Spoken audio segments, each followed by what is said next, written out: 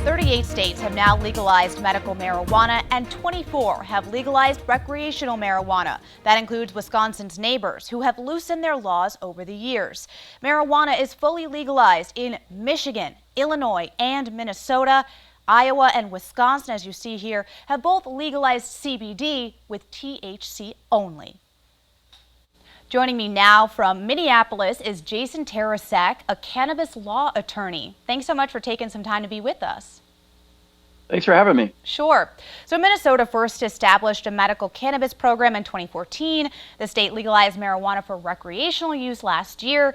Now, Republicans here in Wisconsin have said this program is modeled off the program that's in place in Minnesota.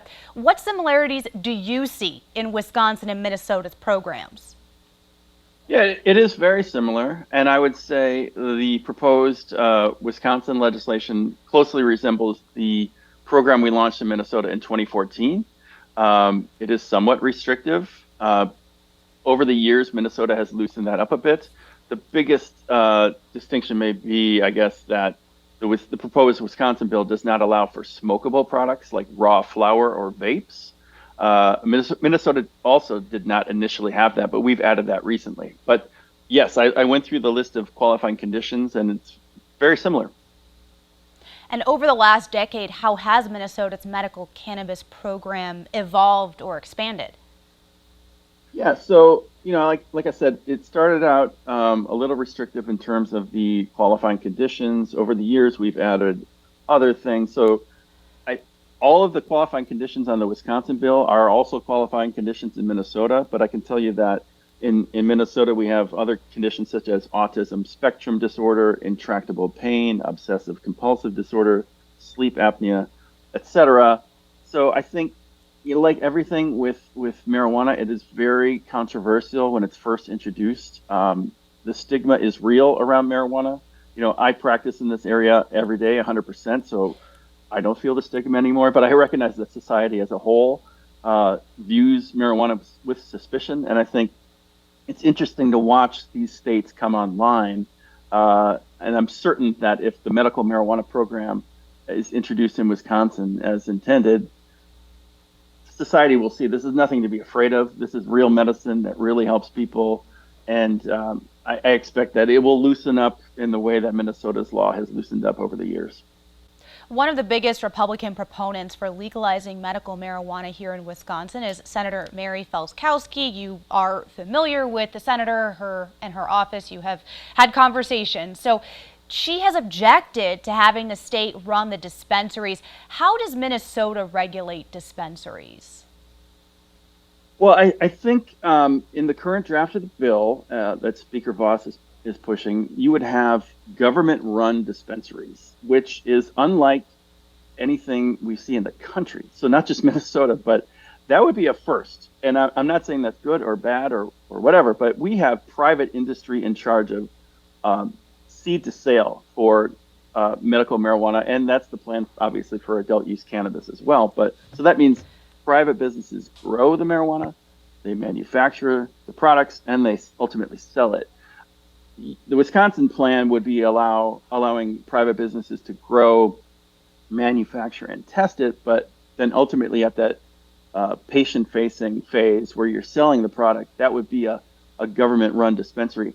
I've heard that Speaker Voss is doing that because he again, it's a federally illegal product. He doesn't necessarily want the illicit market to have any role in this. I mean, that hasn't been a problem that's borne out in other states.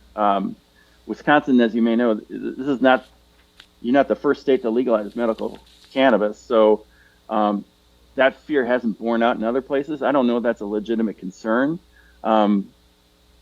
I think as a cannabis attorney, as a patient advocate, I want to see medical marijuana pass in any form in Wisconsin. If this is the only way it can get done, I favor it, but I honestly don't know if you need government-run dispensaries to get it done. Jason, let's talk about cost now. In the bill proposed in Wisconsin, the product prices would be set, quote, at a level sufficient to recoup product and operational costs. For the patients that would qualify under this proposal as is, how accessible financially is medical cannabis? Yeah, so This is a problem for patients seeking to access medical cannabis. It's very expensive, no matter what the state, I think, could do, unless they're going to subsidize the cost of the product in some way. It's going to cost hundreds of dollars a month for patients to buy their medicine. And that is largely because marijuana at the federal level is still on Schedule 1 of the Federal Controlled Substances Act, at least for the time being. Uh, it- you know, I recognize, and maybe not all your viewers realize this, but it may get rescheduled to Schedule 3. We don't know if and when that's going to happen, but it still is federally illegal. And so typically your health insurance is not going to cover the cost of this medicine. So patients need to go out of pocket, and it can be extremely expensive. So a lot of patients, this is the open secret, they simply choose to self-medicate with marijuana from the illicit market because it's cheaper than medical marijuana products. One thing I think people will maybe be surprised about is how many children will benefit from Wisconsin's medical marijuana program. A lot of kids with epilepsy or other seizure disorders, it really is the difference between them being able to function as healthy people or not. I've heard from parents who say, we did not know what to do with our kid. They could not go to school. And then we found medical marijuana, and it allows them to flourish in society. And the other issue, maybe some of your viewers aren't aware of, but people who use medical marijuana often aren't getting high, but they're using THC in limits that are higher than what may be available through hemp-derived products. So it really is of tremendous value to people. But again, I know there was some talk about, I think Speaker Voss may have said he expects 40,000 people to be on the program, which is what Minnesota has. I don't think that's going to be the case because we had about 20,000 patients on the program until we legalized the raw flower for sale to patients. And then after we legalized raw flower, that number almost doubled because the cost of the medicine dropped in half.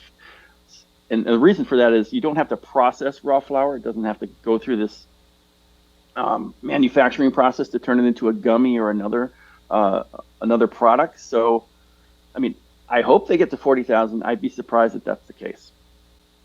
Cannabis law attorney Jason Tarasek, thank you so much for being with us this morning and bringing a different state's perspective on this issue to us. It's been my pleasure to be here. Thank you.